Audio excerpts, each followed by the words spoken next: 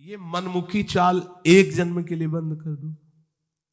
अभी तक जो हुआ हुआ, अब आज्ञा से चल लो, अभी परिवर्तन हो जाएगा जीवन का। कितना मन के अनुसार चलोगे, ये बहुत कटिंग करता रहता है।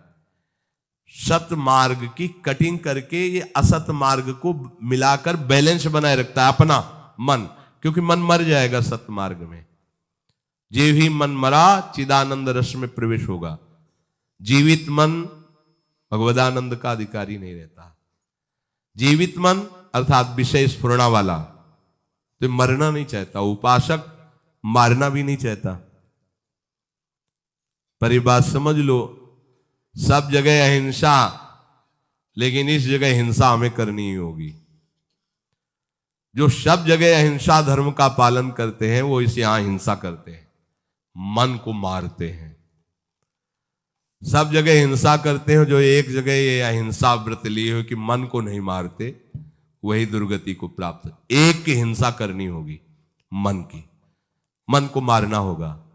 बोले दिखाई नहीं देता और किस डंडे से मारे, काहे से मारे, जहर खा ले तो शरीर नष्ट होगा, मन में कोई फर्क नहीं पड़ेगा। एक ही डंडा है जो इसको मार सकता है, नाम। राधा राधा राधा हर समय इसके ऊपर पड़ता है, इसलिए नाम जप करना नहीं चाहता और कुछ भी इससे करवा लो। हाँ, घंटों आप कोई भी सेवा करवा लो, राजी हो सकता है, लेकिन 1 घंटे बैठकर तदाकार वृत्ति से एक नाम को निरंतर जपो, ये राजी नहीं रहेगा, क्योंकि हर नाम उसके ऊपर प्रहार की तरह पड़ता है मन के ऊपर। एक बार इसे मारना होगा। मन मारा, प्रभु के रस का अनुभव हुआ।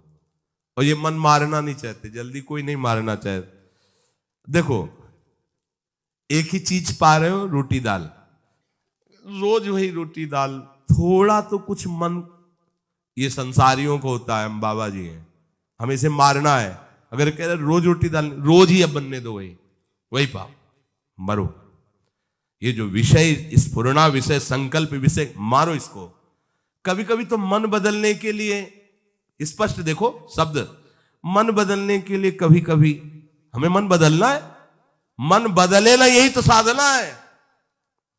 आचार नहीं नहीं, कभी कभी मन बदलने के लिए हमें मन बदलना है, शब्द ही देखो ना। कभी कभी मन बदलने के लिए कहीं दान पुण्य तीर्थ यात्रा की भावना से नहीं, थोड़ा मन बदल जाए, जैसे हरिद्वार घूम आए, थोड़ा पहाड़ और ऐसे मन बदलना है। मन को हमें बदलना ही नहीं है। तुम्हें मन बदलने के लिए परेशान होना, हमें मन नहीं बदलना, हमें श्री जी वाला मन बनाना है, बस वृंदावन वाला मन बनाना है। नहीं बदलना है इसको हरिद्वार जाके। घर में आ गए तो द्वारका को जाके घर में वास कर रहे। सही बात समझो, इसको एक में लगाओगे तो परेशान कर देगा तुम्हें। एक ही प्रकार का 1 महीने भोजन रखो, घिया की सब्जी, 2 रोटी 4 रोटी। भोजन की बात याद आते ही ऐसे रोमांच होने लगेगा। घिया की सब्जी रोटी, नहीं नहीं, वो अंदर से नहीं नहीं, प्राण पोषण के लिए पाना, चलो पाओ चल के। वो बस इसी बात में रहेगा कि यहां से देखो, हो गई श्रद्धा हमारी, हम भिक्षा कर लेंगे। बिहारी जी के गोसाइयों में दूध भात का वो लेगा, ये यहां तो रोज घिया रोटी। मन मारना कोई खिलवाड़ नहीं है, खिलवाड़ नहीं है। बोले 2 दिन से अरहर की दाल बन रही, आज थोड़ा बदल के, कुछ बदल के, बस यही बदल की बात को रोकना है।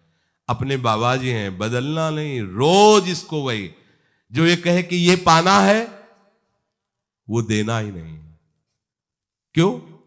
हम तुझसे बार बार प्रार्थना कर रहे हैं कि श्री जी के चरणों की चिंतन वृत्ति बना, बार बार तेरे हाथ जोड़ रहे हैं, तेरी प्रार्थना कर रहे हैं। आए मन, बहुत जन्म हो गए, तूने मुझे जो कहा मैंने किया, अब इस बार मेरी बात मान ले। श्यामाजू के चरणों, तू नहीं मानता, मैं कैसे तेरे को बदलने का अवसर दूंगा? मेरे कहने से तू नहीं बदल रहा, तो अब मैं बदलने वाला नहीं, तेरे को बदलना पड़ेगा। जिद्दी साधक, निष्ठावान साधक, मन मारिया तन बस में किन्हा, हुआ भरम सब दूर, बाहर से कुछ दिखत ना, ये अंदर चमके नूर। ये मन की विलासता प्यारे बंद करो, इससे हमारे जन्म जन्म बिगड़ते चले जा रहे हैं। बड़ा विचित्र खेल है। तो वो हर समय भजन करते करते ना, वो ऐसा लगता है डिप्रेशन में चले जाएं। तो 30-40 मिनट के लिए बड़ा फेवरेट प्रोग्राम हमारा है अमुक अमुक, वो देख लिया करें। ये जहर कितना उगल रहा है अंदर से मन, सब बात आपकी मानेंगे, थोड़ी बात हमारी मान लो बस। वो सर्च करके 30-40 मिनट प्रोग्राम देखो, 24 घंटे के लिए उसने अपनी पूरी तैयारी कर ली मन ने। अब वो तुम्हें गिराएगा 24 घंटे, बार बार शीन ला के बार बार। आप बिल्कुल इसको किसी दुश्मन को मारना हो तो पहले उसके बल को नष्ट किया जाता है। कहां कहां इसका बल है उसको नष्ट करो, कमजोर करो। तो मन का बल है विषय सेवन, इसे विषय सेवन मत कराओ, ये निर्बल हो जाएगा। निर्बल मन को भगवदानंद में लगाओ, तो भगवन नाम, भगवत रूप, भगवत लीला, इस पर अधिकार करके इसे भगवत स्वरूप। इसका मर जाने का मतलब अमर हो जाना। मन की वासनात्मक वृत्ति का नाश करना ही मन की हिंसा है, और जहां वासनात्मक वृत्ति नाश हुई तहां वो अमर हो गया, वो कृष्ण रूप हो गया, वो परमानंदमय हो गया। तो श्री भगवान कहते वासुदेवा सर्वमिति सा महात्मा सुदुर्लभा। जिसने सब जगह अपने आराध्य देव को देख लिया, ऐसा महात्मा दुर्लभ है। तो कहते प्रभु इतनी मंगलमयी बात आपने बताई कि मेरी शरण में हो जाए माया से तर जाएगा और सब जगह वो मेरा साक्षात्कार कर लेगा, फिर ये लोग आपकी शरण क्यों नहीं होते?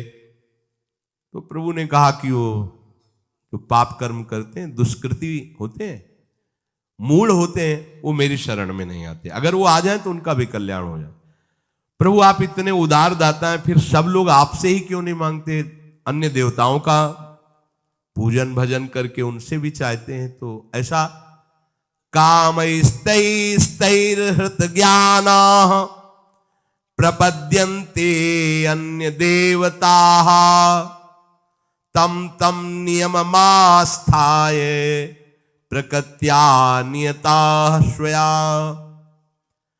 ये जो कामनाओं से ग्रसित लोग होते हैं, इनको जहां सुनने को मिला कि इस देवता की ऐसी आराधना करने से ये कामना की पूर्ति हो जाती है, तो उनको शुद्ध ज्ञान तो होता नहीं है, शुद्ध सत्संग तो मिला नहीं है, तो अपने अपने स्वभाव के अनुसार वो उस देवी देवता की आराधना करने लगते हैं।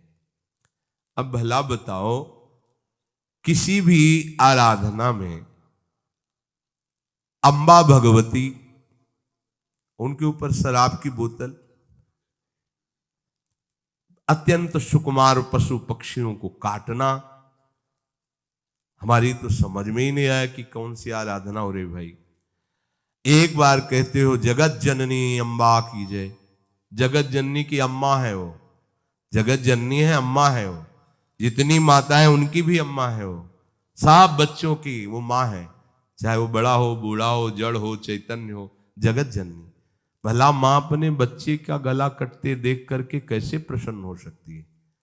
मुझे तो आज तक ये बात समझ में नहीं आई कि ये लोग कैसी मूढ़ता करते हैं। परम पावन महादेव जी के अर्धांग में विराजमान भगवती भला मदिरा का भोग कैसे स्वीकार करेंगी?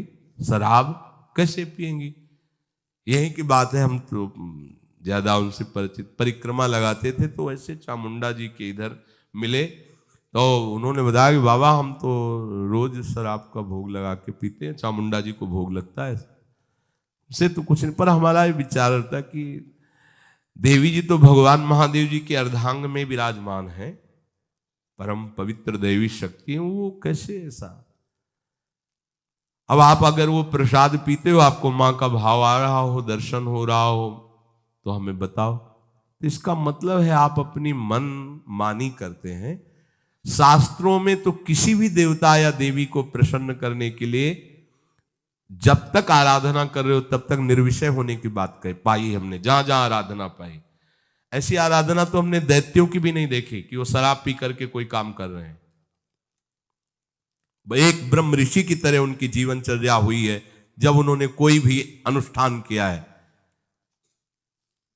ये जो कामना से बुद्धि अपरीत हो गई है, वो लोग प्राय ऐसा कि अमुक बलि दे दो तो तुम्हारे पुत्र हो जाएगा, दूसरे के बच्चे को छीन कर तुम काट रहे हो, चाहे बकरा ही हो, मुर्गा हो, तुम्हारे बच्चा पैदा हो जाएगा। अरे वो अगर बच्चा तुम्हारे प्रारब्ध में नहीं लिखा है ना तो नहीं होगा, अगर होगा भी तो ऐसे कृत्य के कारण वो तुम्हें जीवन में कभी सुख चैन नहीं लेने देगा, कभी तुम्हारी शांति नहीं आने देगा, हर समय तुम्हें अशांत और जलना होगा। अधर्म से किया हुआ जो भी अनुष्ठान है उसका परिणाम विनाशकारी और दुखदायी होता है। भगवान कहते हैं ये ज्ञान इनका अपहरण हो चुका होता है कामना के कारण। ये अपने अपने स्वभाव के अनुसार उस देवता का, उनकी आराधना के नियमों को धारण करते हैं और देवताओं की शरण होकर अपनी अपनी कामनाओं की पूर्ति चाहते हैं, क्योंकि इनका लक्ष्य केवल लोक परलोक की भोग वस्तुएं ही है जो क्षणिक है, कुछ समय के लिए है। भगवत प्राप्ति करना है, विवेक जागरण करके सत्य वस्तु में स्थित होना है, ये कामना की पूर्ति वाले लोग नहीं जान पाते हैं। बढ़िया उपाय पीछे भगवान ने बताया था कि यदि आप कोई कामना भी करते हो और हमारी शरण में आ जाओ, हम इसे कामना की पूर्ति चाहो, पर भगवान की तरफ आने पर देखो एकदम ब्रेक लग जाती कि आप ऐसा ऐसा भोजन नहीं करोगे, ऐसा संग नहीं करोगे, ऐसा, ये सबको बड़ा कठिन लगता है और मनमानी आचरण भी करते रहो और देवता कामना की भी पूर्ति कर देगी, ये मार्ग सरल लगता है। धन संग्रह की कामना, भोग भोगने की कामना, ये दो बातें सबको परेशान किए हुए हैं और दो बातें एक ही जगह बहुत जोर से पूर्ण हो जाएंगी। जे ही भगवान की शरण होगे तो भगवान के चरणों में मां लक्ष्मी वास करती, धन की इच्छा नहीं रह जाएगी। देख लेना, हृदय से हो जाओ, हृदय से शरण हो जाओ और भगवान सब सुखों का हेतु है, इसलिए किसी सुख भोगने की इच्छा नहीं रहेगी। पर ये पहले सबको समझ में नहीं आती, सबको लगता है ऐसा करो, कोई विधान किए, इतना अनुष्ठान किया, इतना दान पुण्य किया और इतना मिल गया, ये अच्छा लगता है, इसीलिए देवताओं की तरफ ज्यादा भागना होता है।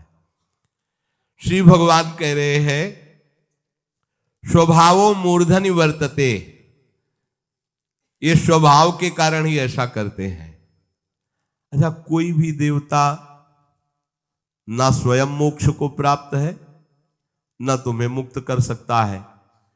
एक छोटी सी शक्ति उसके अंदर है, जैसे गांव के प्रधान की शक्ति एक सीमा में, फिर उसके ऊपर, फिर उसके ऊपर, फिर ऊपर, ऐसे ही है।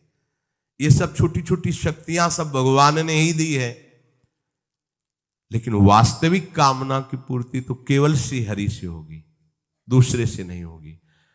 अपने जितने सत्संग सुनते हैं, अपने को अनन्य हो जाना है, कोई भी कामना नहीं रह जाएगी, न जीने की, न धन की, न सुख। ऐसी मस्ती आएगी, मान लो कोई साधना, कोई अनुष्ठान करने की जरूरत नहीं, भगवद आश्रित हो जाओ और नाम जितना बन सके उतना नाम गुनगुनाते रहो, पड़े रहो भरोसे पे। वो चीज मिलेगी जो कहीं किसी साधना से नहीं मिलती। ये जीवन की सार बात आपको बता रहे हैं। आपको जो चाहिए वो मिल जाएगा, बस हमारी प्यारी जू की शरण हो जाओ, जितना बने नाम जपो, अन्य आश्रय रहित हो जाओ, सब ठीक हो जाएगा। ये जो बेचारे कामना से जिनका ज्ञान अपहृत हो गया, वो यहां तक आ ही नहीं पाते, वो उसी में फंसे। अगर कहीं थोड़ा सा पवित्र भाव भी हुआ तो देवताओं का अवलंबन ले लेते हैं और उनसे अपनी कामना की पूर्ति के लिए आराधना करते रहते हैं। ये अमूल्य जीवन जो भगवत प्राप्ति के लिए था, निष्कामता के लिए था, भगवत प्रेम के लिए था, वो ऐसे ही खो देते हैं। संतों की आज्ञा में बहुत कृपा भरी होती है। अगर कोई उनकी आज्ञा का पालन कर ले तो परम कल्याण निश्चित है, परंतु महात्मा की आज्ञा का पालन कोई देहाभिमान रहित ही कर सकता है पूर्णतया, नहीं देहाभिमान आड़े आ जाता है। देवर्षि नारद जी ने भक्ति सूत्र में कहा, महत्संगस्तु दुर्लभो अगम्यो अमोघस्य।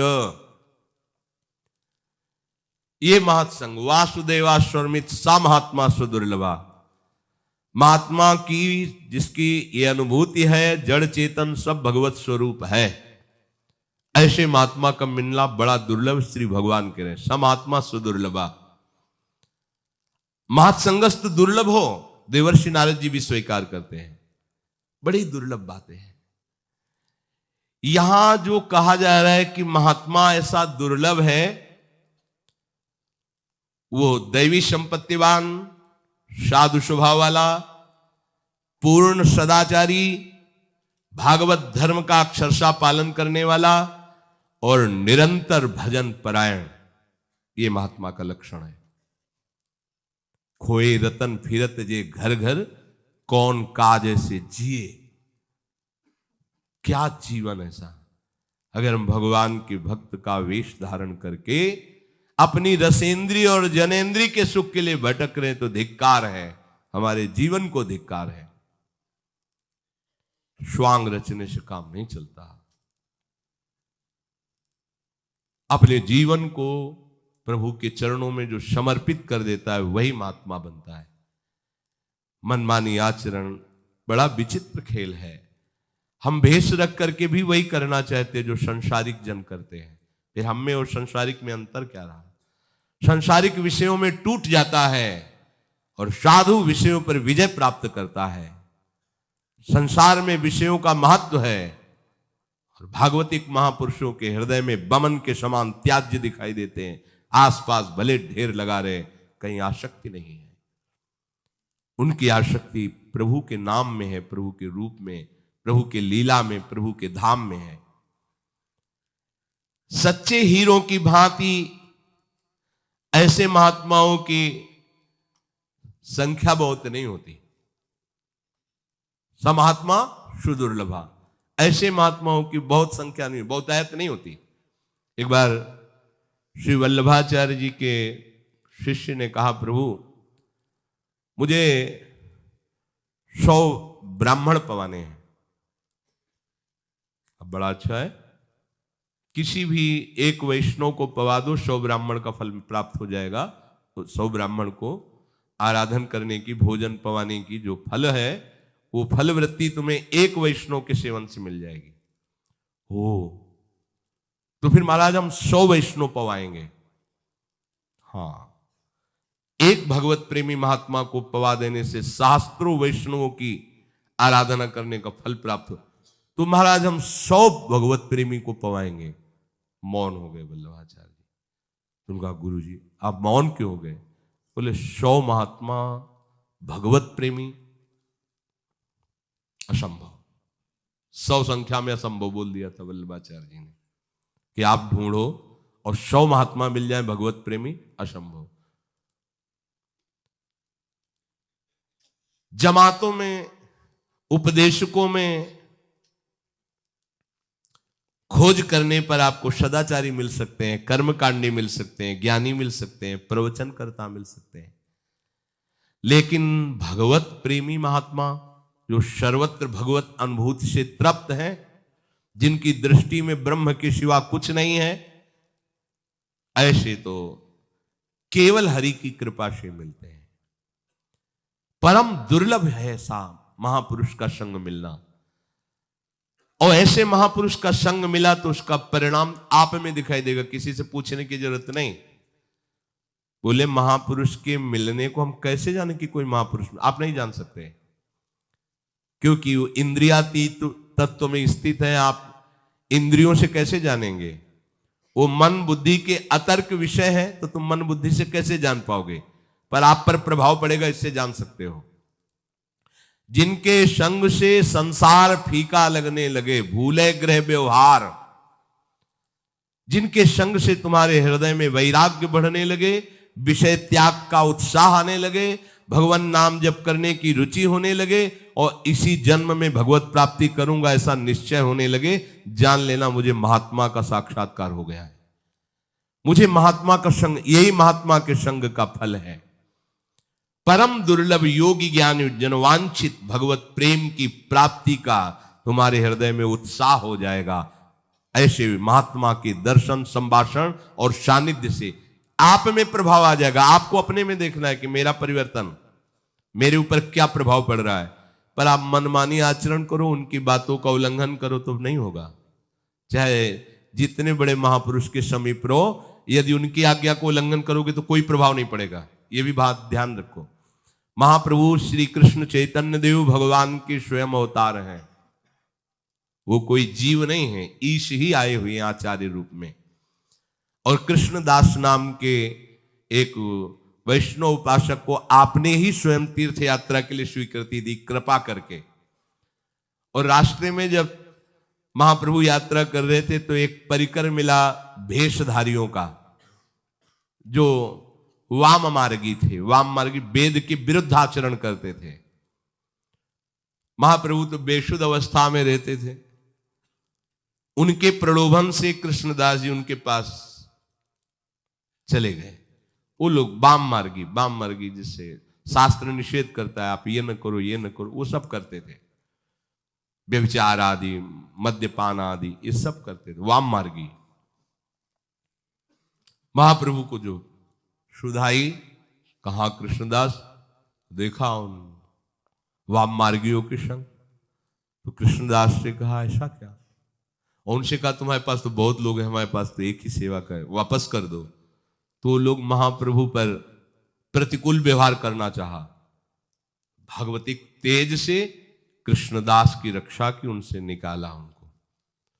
अब आप विचार करो, महाप्रभु चैतन्य देव के समीप यदि उनकी आज्ञा का पालन नहीं किया, उनकी बात नहीं मानी, महाप्रभु प्रेमावतार हैं, कैसे आकर्षण हो गया वाम मार्गियों का। अगर आप महापुरुष के पास रहते हो, उनके अधीनता स्वीकार नहीं करते हो, थोड़ी भी मनमानी करते हो, तो प्रभाव नहीं पड़ेगा। दूर से कोई महाप्रभु का चिंतन कर ले तो भजन में वृद्धि हो जाए। फिर महाप्रभु के समीप रह रहे हो, महाप्रभु की बात सुन रहे हो, उनकी स्थिति देख रहे हो, फिर भी तुम्हें वाम मार्गी अच्छे लगे। कहीं ना कहीं मनमुखी चाल अंदर होती है, तभी उपासक महापुरुषों का परम लाभ नहीं ले पाता। इसीलिए देवर्षि नाथ जी कहते महत्संगस्तु दुर्लभो। फिर अगम्यो, अगर मिल भी जाए और आप उनकी इच्छा के अनुसार न चले, उनकी आज्ञा के अनुसार न चले, तो आप उनसे कुछ ले नहीं पाएंगे। ये खास बात है। फिर आप कहोगे हमारा परिवर्तन नहीं हुआ, हमें दृश्य नहीं दिखाई दे रहा। मनमानी आचरण करने वालों का परिवर्तन थोड़ी होता है। परिवर्तन होता है मन को उनकी बात पे अधीन कर दो। महापुरुषों को अपने शरीर से भी ज्यादा प्यारा सिद्धांत होता है, ध्यान रखना। आप उनके शरीर को खूब दुलार करें, उनके सिद्धांत को रौंद दें, बिल्कुल कहीं किंचन मात्र आपको लाभ नहीं मिलेगा। आप उनके सिद्धांत पर डटे रहिए, उनकी आज्ञा का पालन कीजिए, जीत जाएंगे, माया पर विजय प्राप्त कर लेंगे। गुरुजन कोई देहाभिमानी थोड़ी होते हैं महापुरुष जन कि तुम उनके देह को अच्छा कपड़ा दे दिया, भोजन दे दिया तो राजी हो जाएंगे। वो शरीर में ही नहीं है, तुम्हें पता नहीं। उनका सिद्धांत ही उनका जीवन है, उनका प्राण है। महापुरुषों के सिद्धांत पर कोई बिरला ही चल पाता है, नहीं मनमानी आचरण के बिना वो मनुष्य जीने नहीं देगा। मन चाहता है मेरे अनुसार करो, बहुत जन्म से करवाता रहा है, इसीलिए त्रुटि हो जाती है। उपासक को चाहिए भगवत कृपा से जब ऐसे यदि संतों का संग मिल जाए तो अपने जीवन को उनकी आज्ञा के अनुसार बनाना चाहिए।